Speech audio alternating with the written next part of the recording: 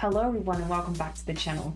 In today's video, I'm going to be showing you the biggest binder I have in my collection, the Pokemon 151 Master Set Binder. Let's get started. So this is my Ultra Pro Pikachu binder. It has got this really nice cushiony texture on the outside and zips all the way around.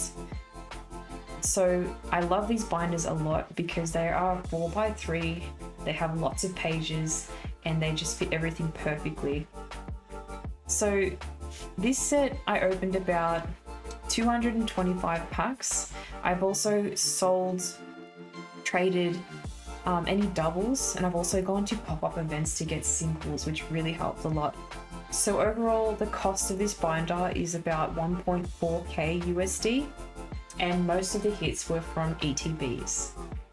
So I will say that with these binders, the only negative thing I have is that this cushiony-like material is easily damageable and scratchable, which means I can't lean anything on it and it just has to be very flat. So I've kind of scratched it a little bit already, which sucks, but yeah, I love Pikachu, so this binder was really cool. So as you can see, it's got a really nice 4x3. It fits in cards from the sides, not top and bottom, so nothing falls out. Really great binders. Again, not sponsored or anything, just really enjoy Ultra Pro. Okay, so the way I arrange my cards, so they're in numerical order from standard and reverse holo. So with this set, you have standard, reverse holo, and then they threw in a couple of EX cards, for example, Venusaur. So yeah, just random with the EX cards. But yeah, we'll get started. So this collection had about 165 cards. As you can see, it's my master collection, so you're going to be seeing all of them. It'll probably take a while, but we'll get through it. And if you enjoy these kinds of binders, I suggest that you have a look at the other binders that I have, because if you like shiny cards, I have plenty of them. So we start off with Bulbasaur.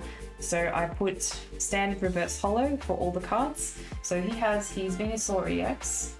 Then we go down to Charmeleon and Charizard. I really like the EX cards in this set. They did a really good job at these cards really come at you. So we've got Blastoise, Cutie Caterpie, and funnily enough, I have Metapod was one of the hardest reverse holos that I've had ever searched after. So for whatever reason, I could not find him anywhere. I finally pulled it, but it just took so long. So yeah, I also made a short about it because I couldn't believe how hard it was to find, and this card really, weirdly enough, was quite up in value for that reason. So then we go down to the Pidgeys, Rattata. Next page we've got, I really like how, so these cards obviously are in numerical order, but they seem to just gel really nicely. So this kind of muted texture here with then this dark green looks really cool. So Arbok did get an EX in this card. Very creepy, but I like it. It's coming at you. They always come at you with the EXs. It looks really cool. We have some Clefairy, some Clefable, Ninetales. I wasn't the biggest fan of this illustration. I feel like they could have done something a bit more powerful. But yeah, we have Jigglypuff, which looks insanely adorable. I don't know why, but it's just like the perfect amount of detail. There's this tiny rainbow here with flowers, and it just looks like a Studio Ghibli card to me. So the eyes look really cute. Wigglytuff was an EX card that I found a lot of people were pulling. He was everywhere, and also Vileplume.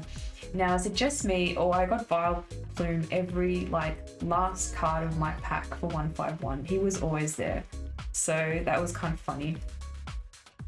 Anyway, let's keep going. So I really like how they kept the green order in here, and it just goes down to the orange. So Diglett, we have Meowth. I love Psyduck, he just always looks cute. These cards really capture the Pokemon and their personality, which I really like. whenever you look at these cards, you know what kind of the Pokemon, it reminds me of the Pokemon back in the day, so, which is really nice. Okay, so then we have Growlithe, Poliwag, half submerged in the water, looks really cool. And then we come to this like different illustration with Abra, which I really like. So that looks really cool. A lot of these have a mixture of different illustration styles, and it really added to this set.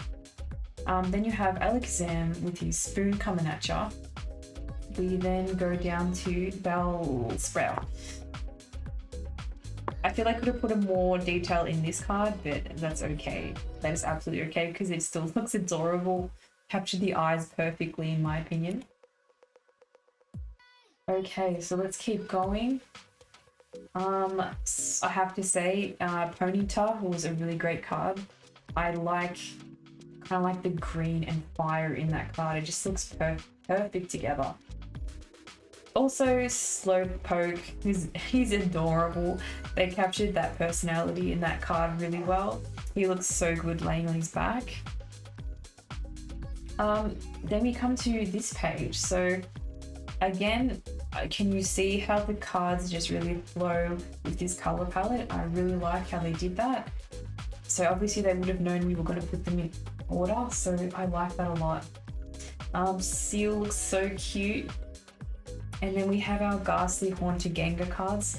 This collection was all drawn by the same artist, I believe, and I really, really like it. Definitely looks like a Howl's Moving Castle in this background. I just get that vibe because of the amount of detail they're able to put into the card is insane. Yeah, so special mention to these. These look really good. I love the art style. So then we will move on. We've got Krabby. He looks so cool. And then not much difference between Krabby and Kingler, which is fine. Same. But yeah, I noticed that with this Pokemon in particular. Hitmonlee looks cool. I couldn't expect it to be drawn any differently than being an attack card, so I like that. We have Licky Tongue, so I got so many Licky Tongues. I do like the artwork a lot though, he looks really good. Kangaskhan got his special mention as an EX. Chansey looks adorable as usual. And yeah, beautiful Goldeen in this card. I love how they put like a yellow-orange effect underwater. That's pretty interesting. Okay, so then we have Mr. Mime was probably the creepiest card for me in this set. I'll explain a bit later, but yeah, just keep that in mind. Jinx EX, which no one wanted. There were way too many Jinx EXs. I loved Electabuzz in this card. It looks really menacing, so that card was really nice. Magikarp looks really cool. It looks like from some kind of like fishing advertisement, so I really enjoy this card a lot. And we'll keep going. So Eevee is adorable in this card. I really like how they captured the innocence of Eevee. Looks really good. Polygon, so appropriate to be in a Polygon world. So he looks so good. What can I say? Snorlax. Snorlax was just as hard to find as Metapod.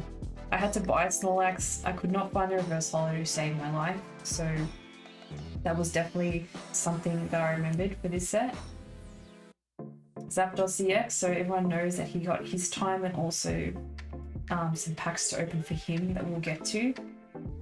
And also Mewtwo, so the Mewtwo reverse holo took absolutely forever to find, that I had to buy this one as well. I could not find it. And then we come down to our trainer cards, so nothing really special here. Overall, nice illustrations. I do like how they made this look like a real stone. Bill's transfer was really hard to find for me. I had to buy the reverse holo. We have Cycling Road, Daisy and Erica, Grabber, and yeah, protective goggles. And now we come to our illustration rares. Now what I love about this set is that the illustration rares kind of evolutionized between the Pokemon. So as you can see, Bulbasaur and Ivysaur. Bulbasaur is in this luscious, beautiful green forest. And then Ivysaur is overlooking a lake. And then you'll see the SIRs, which they really envelop in their environment. And similarly, if you look at Charmander, he's starting on the floor of this kind of mountainous area. Charmeleon's in the middle, and then you see Charizard flying over the whole thing. So I really like how they made this in stages. Squirtle at the beach on the bay. Wartortle, you can just see he's in the light, and then you'll see Blastoise submerged in water. I love how they did that. It was so cool. So let's start up with these amazing cards. I love Bulbasaur so much. So he looks so cute in this lush green forest. Ivysaur looks absolutely amazing. I love how they put the little cute reflection in there. Just kind of add something to it. Charmander was one of my favorite little cards to pull because he just looks so cute and little, just in that like catacomb type of mountainous area. I like Squirtle, but I love Wartortle in this illustration a bit more. I like how the water is just peeking through, and you can't really see it, but these cards are very shiny, so you can kind of see the ray of light coming through. Which I really like. Okay, I'm gonna keep going. So Caterpie was so adorable. This card is just so cute. There's Caterpie there, and then a bigger one looking at you from there. I like how they did that a lot. Pikachu is super popular in the Japanese version. This card is absolutely mooning at the moment. I like how he stands out though. Done really well. Psyduck.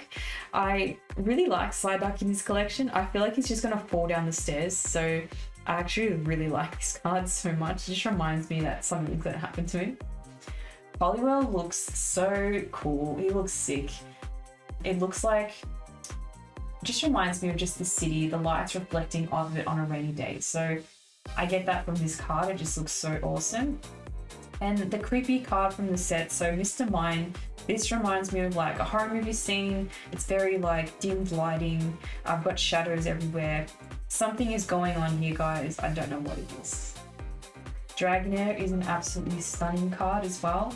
So this beautiful blue palace that they are swimming in looks absolutely amazing. This card was beautiful. I did have to purchase this one. I could not find it as well. Then we have our full arts. I love the full arts. They are so colorful and vibrant. So as you know, we've got the beautiful beast of the set. He looks amazing as a full art. They did a really good front-on angle with him, which I like. Very roaring and powerful. Blastoise gives me nightmares because if you've been watching my journey with Pokemon 151, I had pulled this guy and he had a big fat crease line in the middle. It looks like he was folded. So I have terrible memories of that card. So obviously I got another one which was nicely not crinkled or anything, which is good. Some other full arts that I really like is Alakazam. I love the background in this. It's two-toned and looks amazing. A lot of these cards are single tones, so I like that with the Alakazam. And also Mew EX. Simple but really effective. Just a cute little pink card which I really like. So we have our trainers at the bottom. Okay. We're getting there. We're getting to the best part now. So we've got the special illustration rares, guys. We will start from Venusaur. So like I mentioned, these cards evolutionized throughout. So now Venusaur is in a very lush green forest with plenty of flowers, as opposed to being in just greenery. So this looks really awesome. I remember this card going up in value so much compared to the others, because I just think it's just such a beautiful card. Coincidentally, and like different to that, is Charizard. I love this card. I don't think people give it enough credit. Like, let's put Charizard aside. Like, it's so simple in the fact that it's just like the sun or the moon there and some clouds, and it just that does it. That just does it for Charizard. It just looks perfect otherwise. I do like how it went from Charmander at the bottom of the mountain, Charmeleon, and then Charizard flying over all of it. I love that. But this card just does it for me because it's just so simple. It didn't need the intricate detail of the others. So I really like that card and I think it deserves more credit. Blastoise, he looks cool in the deep water. So again, I love how they evolutionize these cards to the ends because it looks really cool how the final evolution of the Pokemon in like the heaviest setting. So that's why I really like this card, and it looks really, I don't know, menacing, is that the right word? It just looks badass. I think that's what I'm going for. It just looks so good. Alakazam I love because he looks like he's cooking up something in a lab. Perfect for him. It just had so much detail, and I'm a big fan of like copper gold in a card, especially for Alakazam, so I really like this card for that reason. That looks awesome. Zapdos, I had to purchase this one actually because I could not find it anywhere. It does look really powerful. You can see like the other birds flying in the background. This card looks awesome. Erica's Invitation I really like, more because of the shimmer, honestly. This card had some beautiful shimmer in the light, and I really enjoy the illustration around it. So now we have our gold cards of the set. I love how Pokemon did this. So I'm a big fan of gold cards because, as you know, I open up Dragon Ball TCG. Our God Rare is always littered in gold. So these cards were always going to be special. So Mew, Switch, and Basic Energy. Out of the three, I'd have to say Mew would be my favorite only because it's a Pokemon. And then probably Energy looks so cool. Something about purple and gold look really nice together. So I love that card. Now we are moving on to our promos. So we start off with Snorlax. He is from the Elite Trainer box, which I got most of my hits from for this set. So I got a lot of these cards. I tried to get the best one I could actually. Then we've got the starter Pokemon, so Bulbasaur, Charmander, and Squirtle. These came from the poster collection. Then we have Electabuzz and Zapdos. So these two cards came from the Zapdos collection. And then we have Abra, Kadabra, and Alakazam, which came from the Alakazam collection. And then lastly, we have the Mew collection, which is these three cards here. So what I liked about the Japanese version of these is that these were not attainable through like a UPC that we had. These cards you had to search for, which I liked about the Japanese version of that. I wish we had that. But anyway, we have the cards. I'm glad because I really like these cards, and if I had to hunt them down, it'd be just a lot more work. So it's a love and hate feeling with that. So anyways, this card I love. It's beautiful. I love how it just looks really 2D. It reminds me of some old games that I used to play, so I like that a lot. This card is special. If you can hear that, it's made of metal.